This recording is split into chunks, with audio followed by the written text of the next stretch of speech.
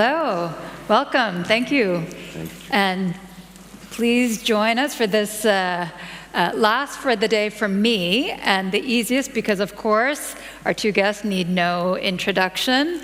Your own mayor, Mayor Doukas, and my former mayor, Mayor Bill de Blasio from New York, which, if I may say, the greatest city in the world, maybe after Athens. In Athens, you say that New York is the best city. I mean, we're New Yorkers. But Athens is the original city. Yes, the original Athens great is the city. Original city. the first and original. Yes, first and original, absolutely. So, since you both are the mayors, have been the mayors of such great cities, I just want to start off with the tough question first, because you're used to that. You're a big city mayor, right?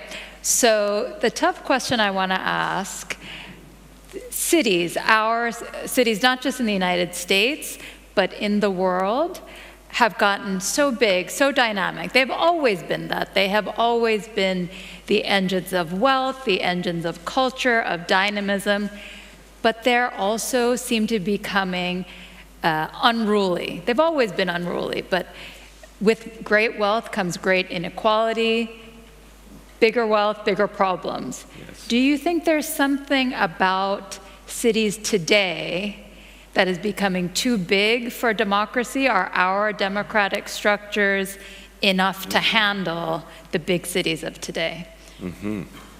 Shall I start? Okay, so I think that first of all, it's really important that you start with social inequalities and democracy, because this is the heart of our role, in my point of view.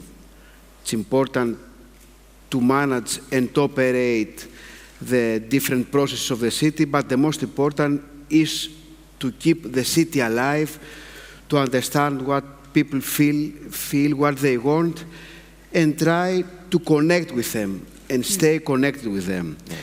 Imagine that Athens has 10 million visitors. We are a global destination, touristic destination. So someone could suggest that this means growth. Yes, but in addition, it increases inequalities and the gap between poor and rich. So what's really important and the most difficult job for mayors is to target actions towards social cohesion, to secure that what we are doing will leave no one behind, or at least will try to leave no one behind. So, in a way, mega cities have great difficulties, like Athens has many great difficulties, but also the case is that we have progressive mayors in cities, while we don't have so many progressive policies in a way, in a national and global level. This means that democracy is still alive in cities. Yes. And that it's dynamic and it's evolving, and in my point of view, this is the key priority when we discuss about ruling a city. Okay, so you identified social cohesion. Bill, is that enough? I mean, New York is a city of 10 million people from all over the world, like many cities are. How do you even do that? Or do you think there's something else that we need to be looking at? I think we have a social cohesion crisis in our cities around the world. There's no question, to pick up on your original question. And we have an inequality crisis that is literally not sustainable. So if we continue on this path, richer, richer, richer for some, poorer, poorer, poorer for others, it will not work. And there has to be a recognition among those in power and elites that this is literally a path of doom right now. Hadis and I have been talking quite a bit the last few days about the role that cities can play in restoring the democratic impulse. Because what we're seeing, and I'll say for my own nation, what we're seeing in the United States, I'm deeply concerned about our democracy, but that's at the national level. When I think locally, when I see what's happening in cities around the whole country, I see a much more vibrant level of participation, democratic impulse, connection, ownership. But the problem is if we don't nurture that. So Hadis and I have talked about, for example, how important it is to go into communities and listen and try to show some connection between what people say to you and some outcome they can actually feel, because that is a beginning of restoring democracy. Democracies around the world are not going to survive at what we think about as the national government level. That's been a huge problem. But the hope is at the grassroots. So you're talking about what you as leaders do. What else, though, who else needs to be involved? Are there new kinds of institutions, new groupings, new coalitions? Like, what are you looking for beyond what you as leaders can do?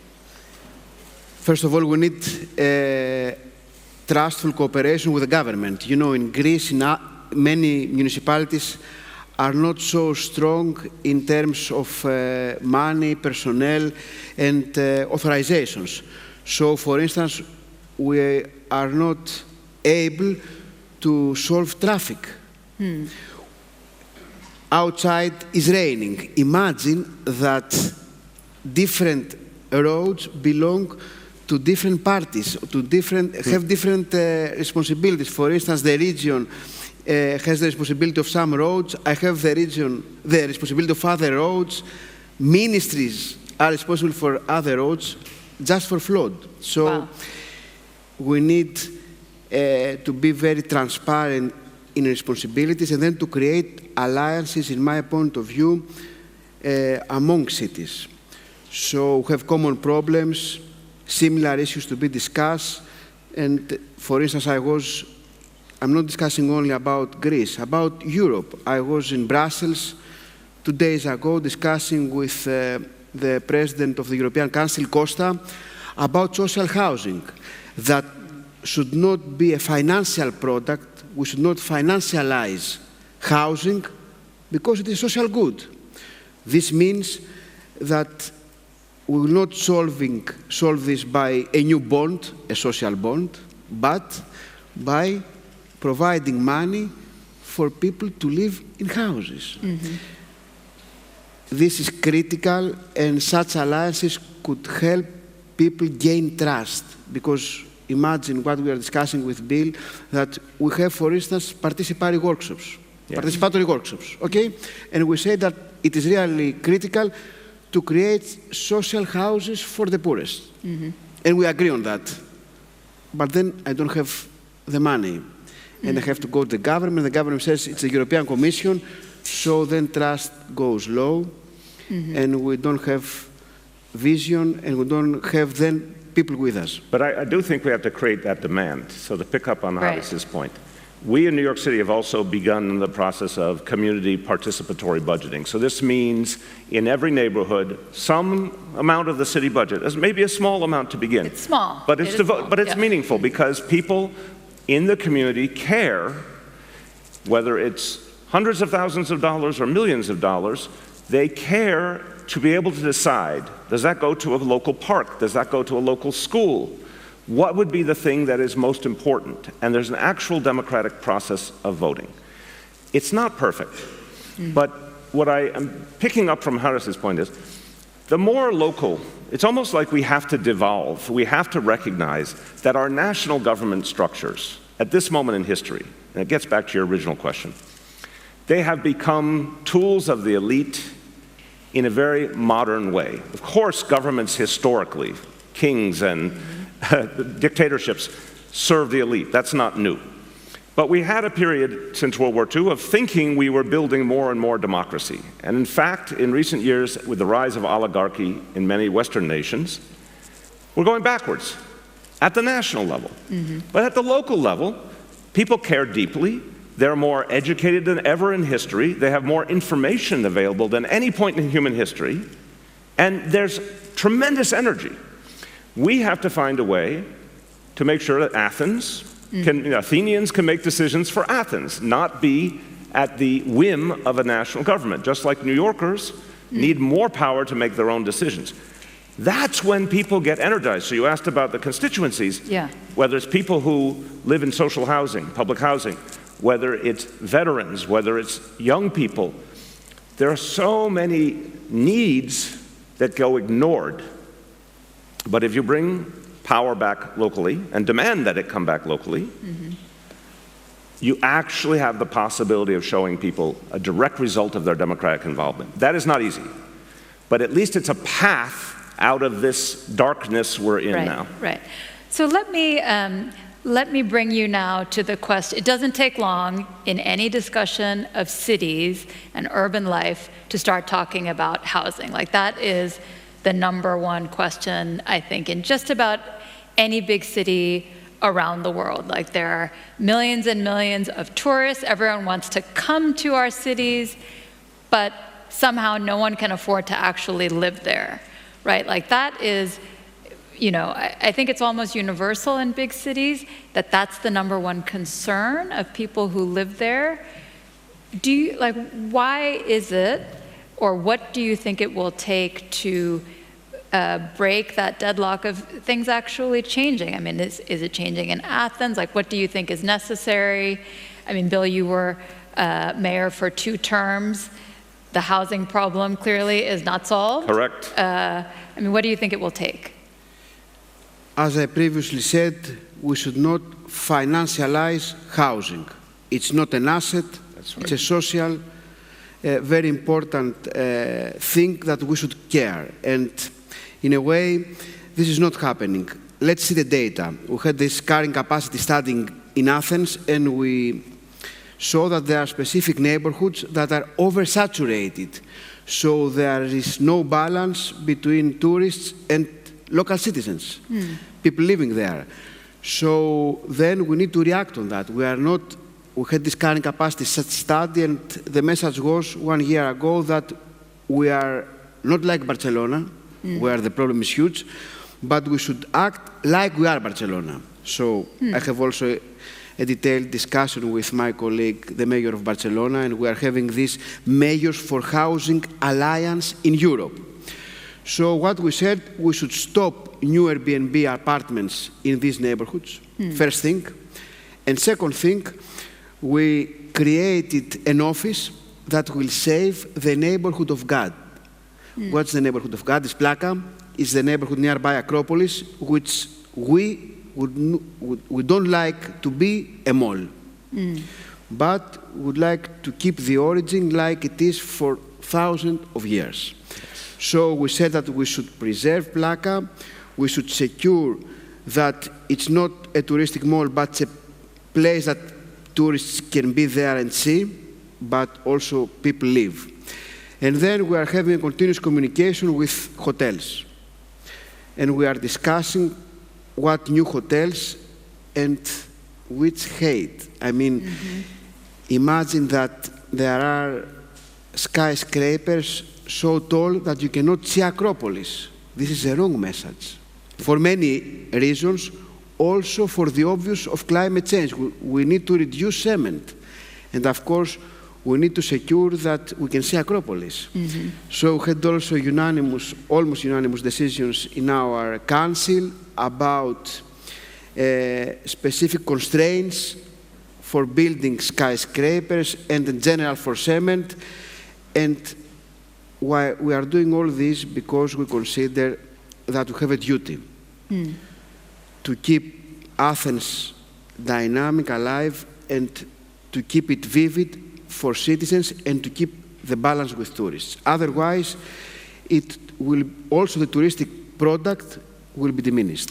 But I want to note that there's a possibility in these examples that the Haris is giving, again, a possibility of restoring some democracy, encouraging the belief that something can change. Because these 2 examples, Airbnb became an epidemic in cities all over the world, and their very model, Airbnb's model was to defy government regulation, to have no involvement of the local community, and simply make money. Now, I understand many tourists like to take advantage of it, and I understand some people like to earn the money by renting out their apartment. But the problem is there was no consideration for the general good, for the community. Now you see this good backlash. You see people fighting back, as Haris have done and other mayors have done, to say we will no longer allow it.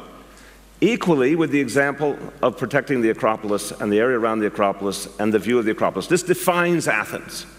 Now, do we have any illusion that there are some people in the private sector, with all due respect to them, that if they could make a lot of money and ruin the view of the Acropolis, they would make a lot of money. They wouldn't care that it destroyed something that had been thousands of years of identity for Athens.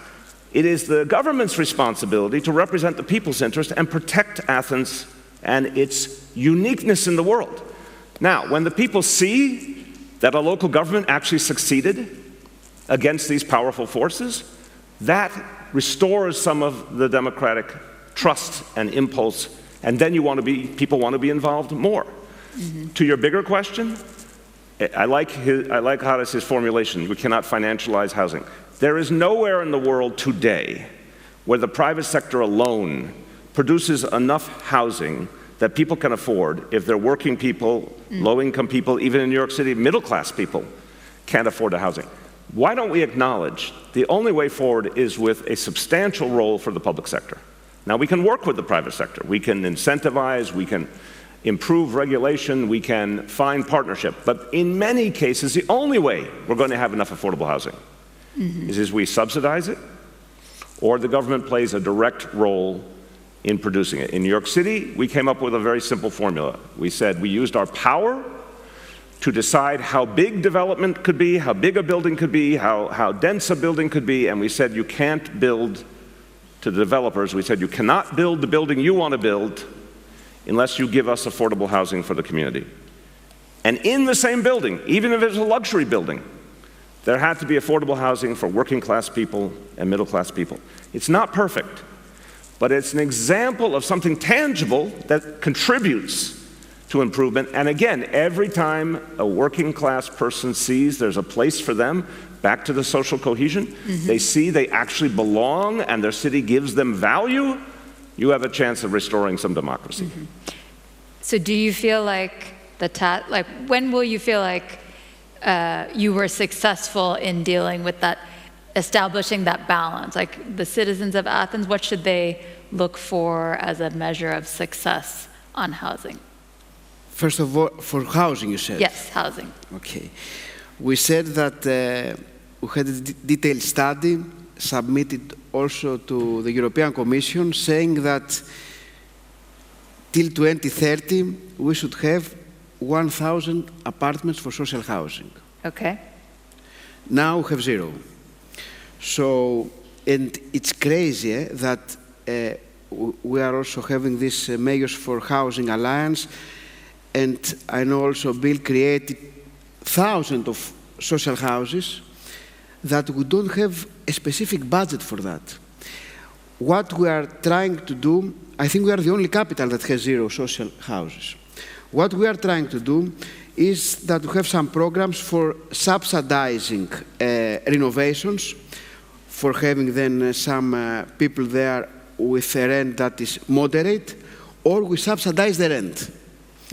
But again, we are discussing now having these subsidizations and then these families living under these programs, around 200 families, 300 families. We are planning to have some first apartments. Okay. 10 keys will be delivered within the next months, but 10, which means 10 apartments. So we had this discussion with the commissioner, Mr. Jorgensen, and we are telling him, give us the power and the money. No centralization, decentralization. We should be able to have a fund, the mayors, the cities, in order to be able to construct houses for equity, for poorest people, for vulnerable families, in order to promote social cohesion. Otherwise, it's really difficult if we have to discuss with ministries, governments, European Commission, then we lose time, effort with no result. And this is a discussion now in Brussels that we will have a separate tool, hopefully, just for addressing social housing directly related with cities. Otherwise, it will always very complicated. Yeah, and look, just a quick point. I think this kind of demand, I think the public can understand this, to say effectively the public is being cheated. because they need housing, and then there's all these levels of government standing in the way of them getting it, whereas the local government could do it for them. We have to create that as a political demand. What I've seen is that if we accept the current politics, we're doomed.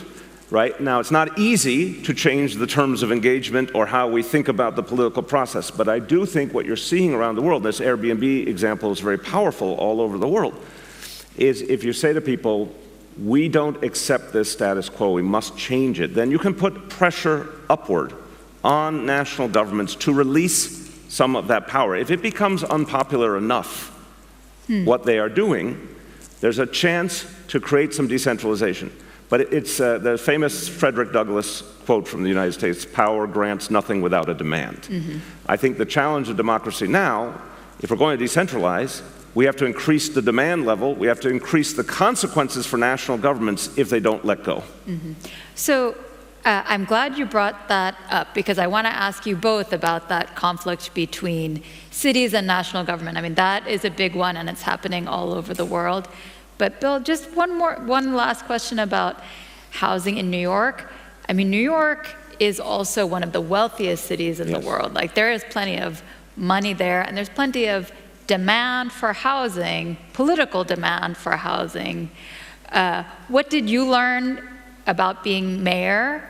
About like why is it not possible to sort of unlock the money for housing to meet the demand that's there? And well, do you have some advice for the next mayor? Of course, and I would say, first of all, you reminded me of something I said a lot when I was going around the United States in 2019, talking about the changes we needed. I said there's plenty of money in the world, it's just in the wrong hands. We have a profound inequality imbalance. That money was so often created by working people, but concentrated by a very few wealthy. And ironically, the wealthy got much richer during the pandemic, globally. And now in our country, in the United States, President Trump and the Congress have given them even further tax cuts. So let's be clear, the money is there. The question is, can states and cities, can regional governments, local governments, summon the courage and have the power to increase the demand on wealthy people? Now, every place is different. Luckily in the United States, because we're a federal system, states could continue to deepen the taxes demanded of the wealthy, even if the national government's going the other way. So this is a movement. By the way, fascinating, if you look at public opinion polling in the United States, not only Democrats, not only independents, even Republicans believe that the wealthy are not paying their fair share in taxes. So this is a very fertile opportunity to build a movement to demand that change, so we do have some of the resources. It is literally a money problem. It's not a physical problem, ultimately. Because in New York City, to finish the answer to your question, yes, we need to, obviously, we could build more housing and make sure that it is, to the maximum extent, affordable. And sometimes that means subsidies, sometimes that means improving regulation. There's things we can do that's about building. But the real hope is to subsidize the housing that people are in. If someone is paying rent in a privately owned building, the rent keeps going up and they can't keep up. The rent is going up faster than wages. The government can step in and solve that problem with a simple subsidy. If the money, I hate this, this sounds too simplistic, I know, but I actually believe it's true. If the money is in the hands of a wealthy few who have benefited from government policy, let's remember this, they got wealthy in part because of national government policies that continued to empower them and enrich them.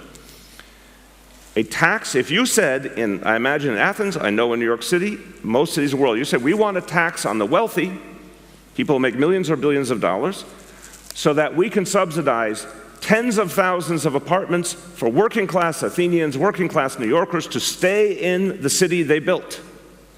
That would be overwhelmingly popular, but we have to build that demand. Right, so you're in favor of a wealth tax, just to put it on 100%. A wealth tax, which I think you're seeing all over the world, is the solution that makes sense to people. And in a way, the dilemma is always centralization versus decentralization. It's closed systems or open system. It's giving the power to the people or to a few. So this is, in a way, the fight for democracy. If we want to, let's say, try to redesign democracy, then we need to provide additional effort for enhancing the capabilities of the cities. Otherwise, one or two ministers and the oligarchy will design and redesign democracy for them, not for us. So this brings me now, again, to this question of the tension, the conflict between cities and national governments. And I think it's fair to say, in many places, this has become part of the populist playbook, that the cities become the symbol of wealth, inequality, cosmopolitanism. They can become an easy target for many of those ideas and, sometimes valid concerns and frustrations for sure. So if that is the populist playbook, often part of the anti-democratic playbook, what do you offer as the sort of playbook for cities to counteract that? I mean, having both of you have some experience with this. First of all, things are really difficult all around the globe. We have mayors arrested, mayors in jail, and some colleagues say, but there is corruption in the city level. And then the question is, the corruption is only for progressive mayors. So you can understand that things are getting tough when we are fighting for democracy at the city level. Some people and national governments don't like to have progressive policies to fight for the workers and the poorest. I support and I provide my solidarity, for instance, to Ekrem İmamoğlu. I provide my solidarity to the mayor of Budapest when there was a conflict with the national government about minorities. And in general, we need to provide solidarity towards mayors and in general people that fight for democracy. Otherwise, if we say, okay, just check about the garbage management, then we will have new policies that will create, let's say, oligarchies and, in a way, strong inequalities. Imagine that in Athens, one number, ending this year, we will have 5,000 more families asking for support for food for their children from us. 5,000 families plus from the previous year. Look, I think your question is so important, and I really appreciate it because in the end, let's say right-wing populism. I'll just say it that way because I personally do not believe all populism is bad. I think there is a progressive populism that can energize people and move people, but also be responsible in governing to actually tangibly benefit people. Okay. But if you say right-wing populism in the sense you just connected to actually anti-democratic impulses, I think the reality is, and I think Zorhan Mamdani in New York is actually giving us a very powerful example. Many would call him a populist, in fact. I think he is a populist in the best sense, a progressive populist, but here's what I love. There's a wonderful phrase that emerged in the 1930s and 40s, I think, in the United States, and they called it sewer socialism, and it was a notion of mayors. There were some socialist mayors around the country and progressive mayors. And in some ways, Fiera LaGuardia in New York was an example of this. They were very progressive, but extremely practical. So to pick up on what Haris just said, they did make sure the garbage was collected, and they did make sure that parks were improved and schools were made better. Very tangible, while also working for a bigger notion of equality. And that combination of tangible service, pragmatic service to people with a bigger vision, can be extremely compelling and can, again, restore some faith in democracy. But where the danger is, and you identified it, if people with progressive ideas fall into elitism themselves, we can't fight oligarchy, we can't fight wealth and power if we become elitists ourselves. And I think it's an easy and unfortunately clear indictment of so many progressive forces, progressive parties around the globe in recent decades, that they became too institutionalized, too bureaucratic, too elite, too connected, certainly in the United States, to their political fundraising apparatus, their political donors. So the public understood that. And so that's where I think the danger you identified became clear. If people started to see more focus on elites than on working people, they get alienated. If they see more focus on social issues, now social issues are very important, but they never compare to economic, what we would say, kitchen table, practical issues, rent, the transportation, food. If we're not leading with those kitchen table pragmatic issues and doing something tangible for people, it's very easy for anti-democratic forces to paint progressives as elitist and interested only in a few. That's our problem. Not that, this is the irony. I don't blame, I disagree profoundly with those anti-democratic right-wing populist forces, but they're doing what they know how to do. The question is, are we responding? So I just would finish by saying there's a huge opportunity as the affordability issue has become the #1 concern in cities all over the world, and now even suburbs, other places. If progressive forces actually act in solidarity, obsessively on this issue, and I think Mamdani is doing this, if this is all we talk about, we'll see a change.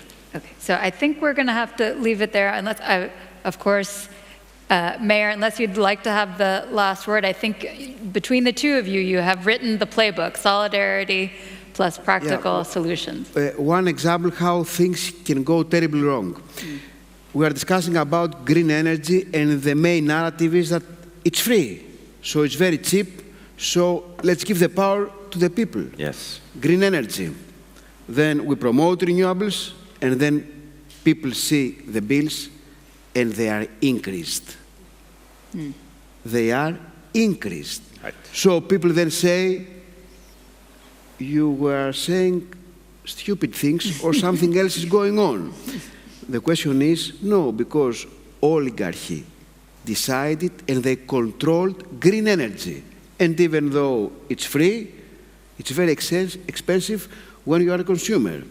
So this is why we need to keep fighting for providing power to the people. Otherwise, even for cheap or free goods, we will have to pay a lot. Okay. Well, I think we'll leave it there. Water is the next. Water is next. Water is everything. Next. And I know there's water yeah, we're getting too much water today.